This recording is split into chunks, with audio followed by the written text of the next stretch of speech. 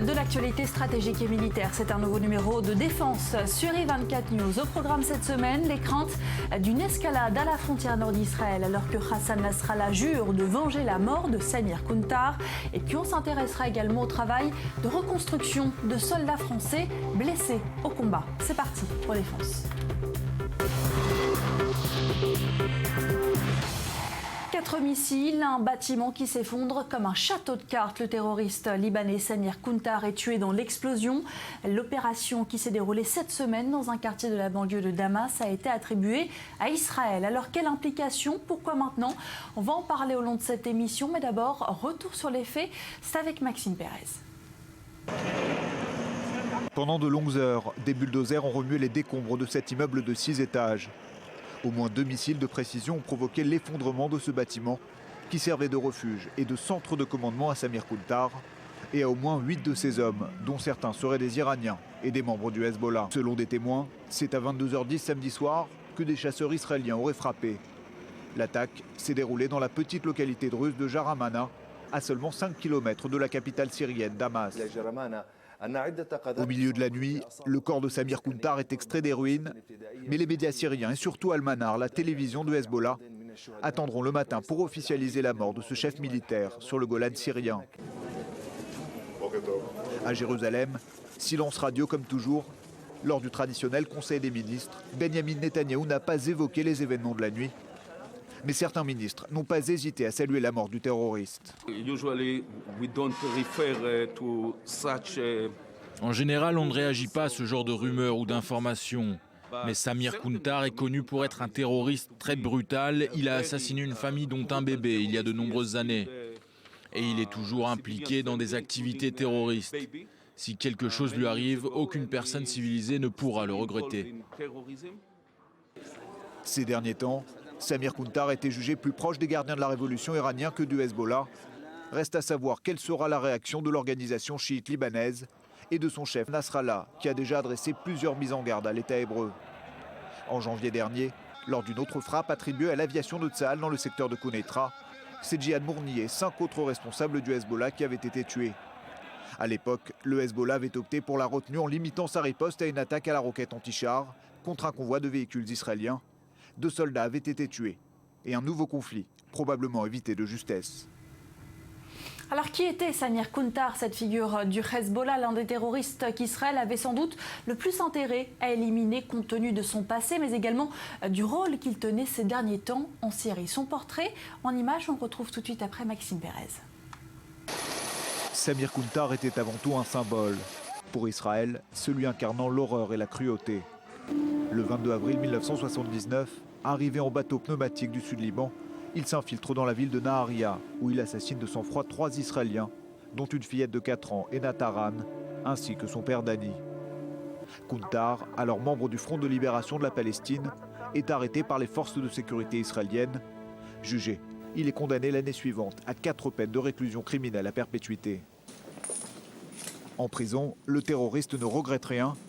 Pire, il continue d'inciter à la haine contre Israël en publiant des lettres diffusées par la presse libanaise. Cela ne l'empêche pas de décrocher un diplôme universitaire. Coup de tonnerre en 2008, le Hezbollah libanais obtient sa libération dans le cadre d'un échange de prisonniers avec Israël, qui obtient en retour les dépouilles de ses 2 soldats capturés 2 ans plus tôt, dans une attaque frontalière qui allait déclencher la seconde guerre du Liban. À Beyrouth, Kuntar est accueilli en héros par Hassan Nasrallah. Le terroriste est acclamé par des milliers de partisans du Hezbollah. Plus tard, c'est l'Iran qui en fait un symbole de la lutte armée contre Israël. Le voici à l'image avec l'ancien président iranien Mahmoud Ahmadinejad. Dès lors, Kuntar est utilisé comme un outil de propagande, multipliant les interviews dans les chaînes de télévision arabes, un modèle pour la cause. Mais avec l'implication militaire du Hezbollah en Syrie, sa mission prend un peu plus de sens. Ouvrir un nouveau front contre Israël depuis le plateau du Golan. Cela tombe bien, la région est peuplée de Druzes, la communauté dont est originaire Samir Kuntar. Ce projet soutenu par l'Iran est une ligne rouge pour les responsables de l'État hébreu. Tsahal a le feu vert pour agir de manière préventive.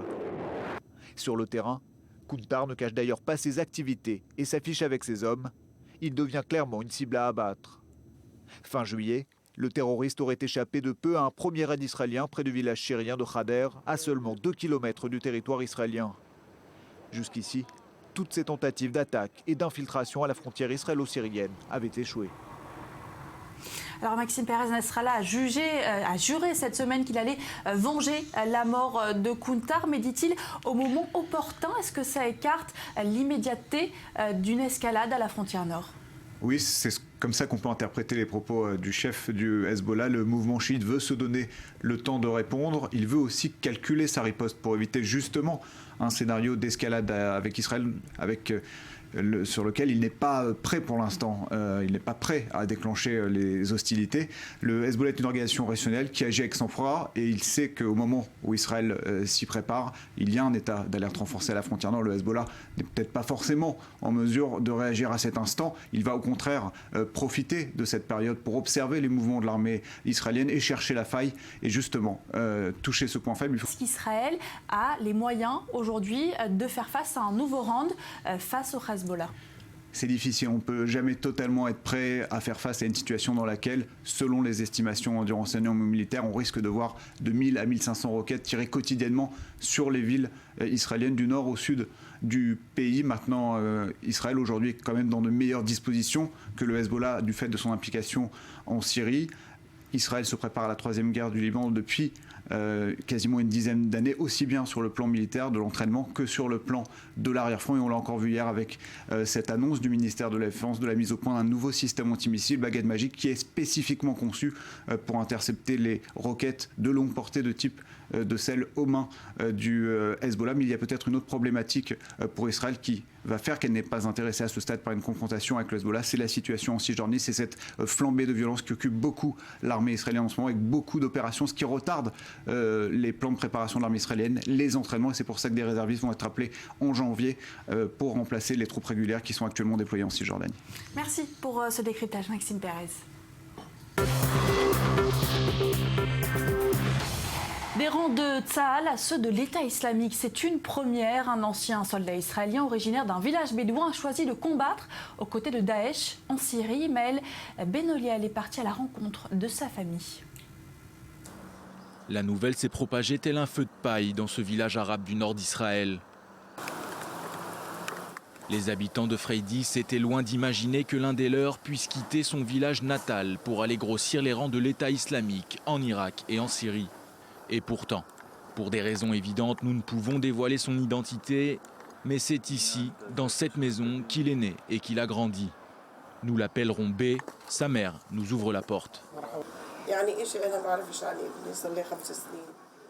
Je ne suis au courant de rien en ce qui concerne mon fils. Il a quitté la maison il y a 5 ans et depuis il n'est jamais revenu. Nous ne l'avons jamais revu et n'avons eu aucun contact avec lui. Sur cette photo, B est encore lycéen. C'est avec les honneurs qu'il a obtenu son diplôme de fin d'études il y a quelques années. À cette époque-là, rien ne laissait présager un tel destin. Mais il y a 5 ans, une dispute éclate entre lui et son père. Une dispute qui va changer le cours de sa vie.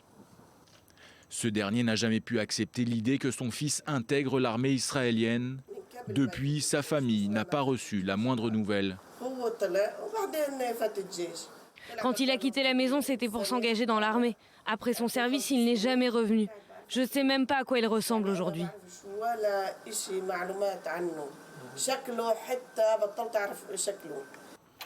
Avant de rejoindre la Syrie et l'Irak via la Turquie pour rejoindre les combattants de Daesh, ce musulman âgé aujourd'hui de 25 ans a bel et bien complété avec brio son service militaire dans une unité combattante de Tsahal.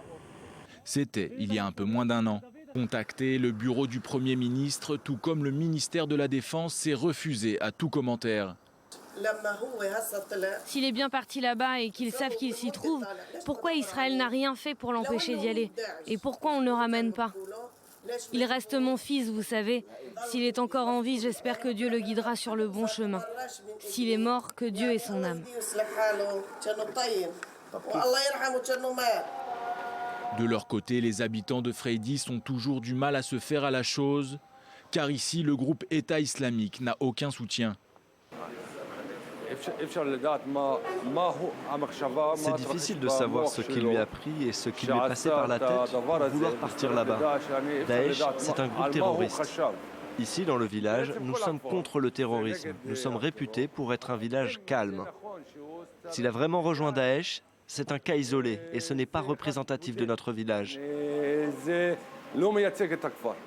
Le cas de ce jeune homme originaire de Fredis n'est pas le premier puisqu'il serait plus d'une centaine d'Arabes israéliens à avoir rejoint ces derniers mois les combattants de l'EI en Irak et en Syrie, même si aucun d'entre eux n'avait jamais porté l'uniforme de Tsahal. Ils s'appellent Sébastien, Fabien, Philippe, Alain. Tous ont été blessés alors qu'ils étaient en mission militaire ou en service à l'étranger ou en France.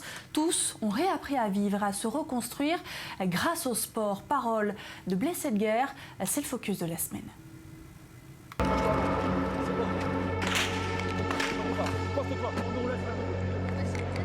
Le premier niveau de prise en charge, c'est le poste médical. Donc c'est une équipe qui va de 4 à 7 personnes, qui comprend toujours un médecin et un infirmier, et qui va assurer la prise en charge médicale, y compris l'urgence, depuis les premières minutes jusqu'au poste médical.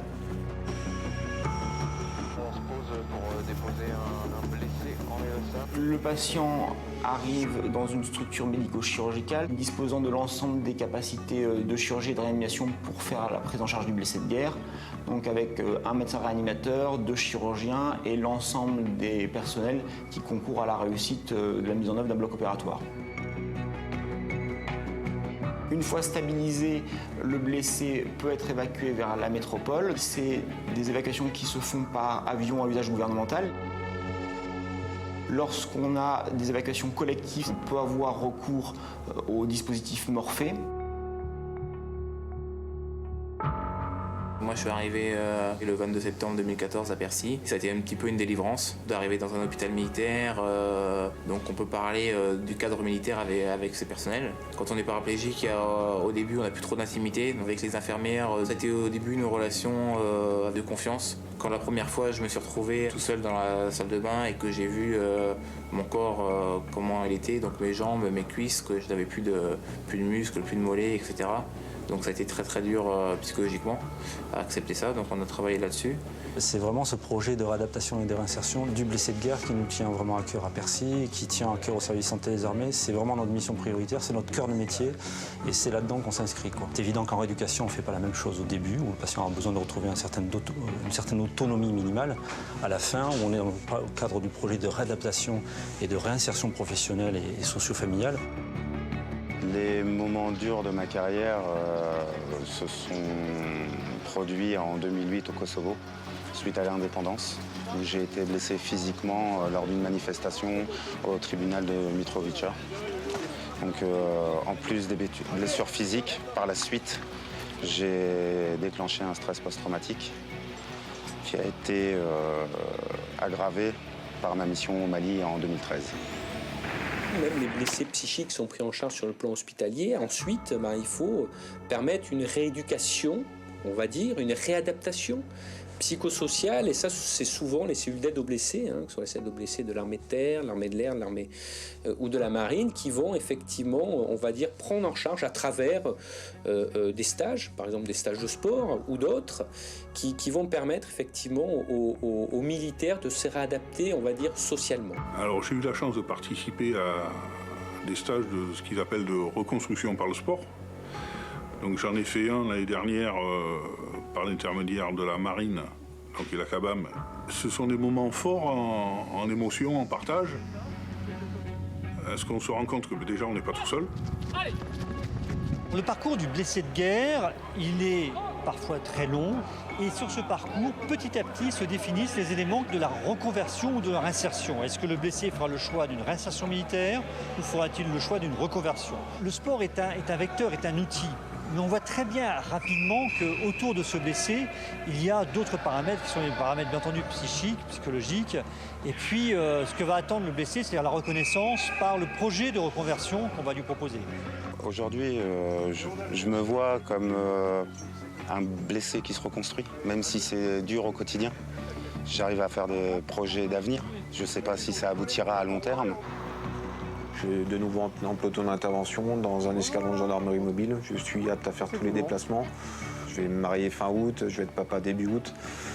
Mon rêve le plus fou, on va dire, c'est d'arriver à passer au grade supérieur, puisque moi, ma vie, c'est la marine. Je suis fier de ce que j'ai fait, du service que j'ai rendu. D'un autre côté, j'ai toujours cette partie en moi qui est le sergent-chef, qui se dit qu'il n'en a pas fait assez. Et si je peux apporter justement mon soutien, mon aide à mes frères d'armes blessés, ça fermera la boucle. Ça fermera la boucle. Voilà, c'est la fin de cette émission Défense. Merci à vous d'avoir suivi. Je vous retrouve dès la semaine prochaine pour une nouvelle immersion au cœur de la planète stratégique et militaire. Soyez au rendez-vous.